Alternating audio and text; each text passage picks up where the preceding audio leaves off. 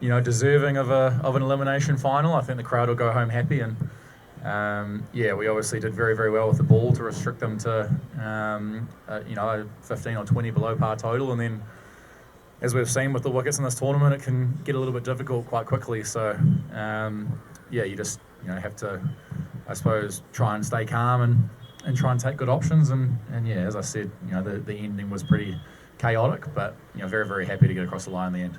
How do you define yourself today after this match? You played brilliantly. You scored 45 runs. How do you express your emotion?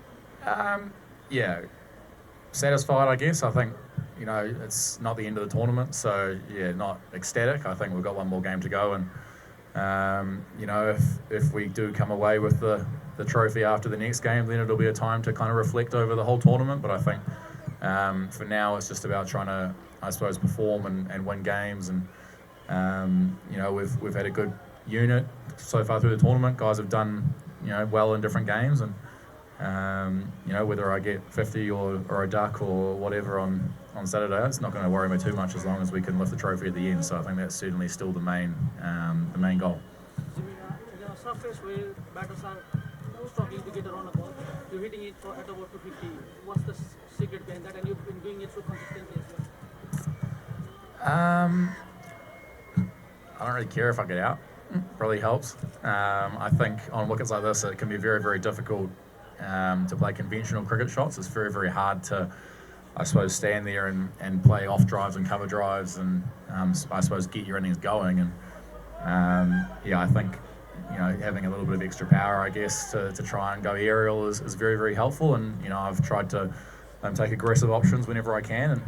And a couple of games it hasn't worked. I've got a couple of low scores or 2 or 3 low scores, so it's not a guaranteed solution, but it's a plan that I've kind of committed to in this tournament, and I'm going to come out again on Saturday and be aggressive again, and it might work, it might not, but I'm certainly going to continue committing to the game plan that I've chosen. There was game inside the game with captain and fielders getting onto you throughout the innings, and at one time there were 4 boundary riders on the leg side, and one had just gone to the leg side and you hit one over the extra cover. Was that something you were looking at, the fielding changes constantly? I just think that's cricket, really. I think you try and get a read based off the field and the conditions on what a bowler's going to bowl. And I don't think it's a secret that I prefer the leg side, especially when I'm trying to score a bit more aggressively. So, certainly it's a plan. I've seen a lot in the past of guys trying to shut down the leg side with a lot of fielders. I sort of knew, well, didn't know, but I had a good idea of what kind of delivery was going to come down. And I just think that's about assessing the conditions and having experience and drawing on that experience. And the plan that's bowled to me on Saturday might be a different plan, and it's just about trying to read those conditions and read the bowler again and try and be adaptable. You got out to a 16-year-old who just said to us that he had talked with you in the after party that he'll get you out. Do you have anything to follow up that? Yep.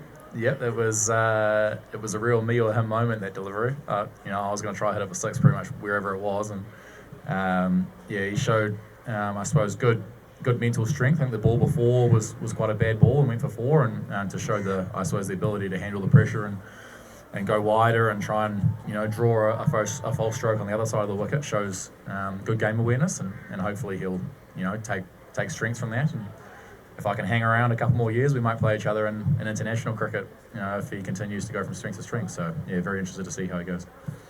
Jimmy, for final, what are the concern departments for Jaipur against Superfast in final? The what, sorry? Concern departments you have to focus on. Okay, sorry. I think probably, it's the power play with the bat, ideally. We've had a couple of really good ones in this tournament. We've had a couple of not so good ones. I think it's a very, very difficult place to bat in these conditions, and you can get it wrong. So I think it's about being confident and being aggressive.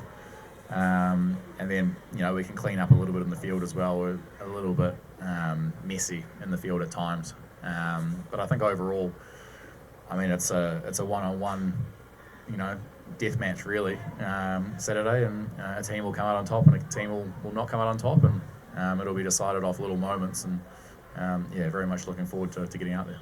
your strong start for the tournament, and the last 5 matches has not gone your way, and you've lost 2 against Sudapasim in the league and the qualifiers already. How's the mental state? How's the team right now? And with the captain not being available, how's the team managing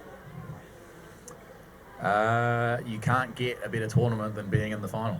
That's as good as you can do. So yeah, we've got a chance on Saturday. We're 1 win away, and the team will be very, very happy.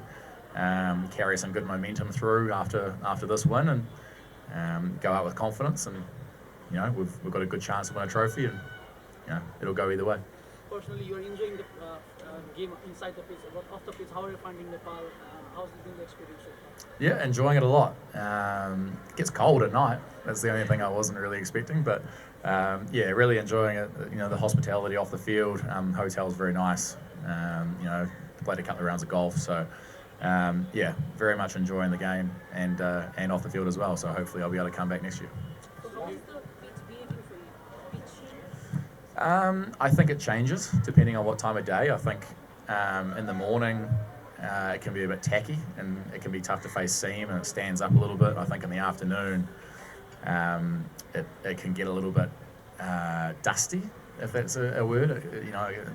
The ball can kind of hit the foot marks and die or turn. So I actually think it's a really, really good T20 wicket when you combine it with the smaller boundaries and the altitude, because if you can bat well, if you can be aggressive, you can hit boundaries, and if you can bowl well, you can really tie guys down as well. So I think it's the opposite of, I suppose, we've seen in other T20 leagues around the world where you're looking to get 240, 250. I think it's actually a much more interesting game when the bowlers are in the game as well.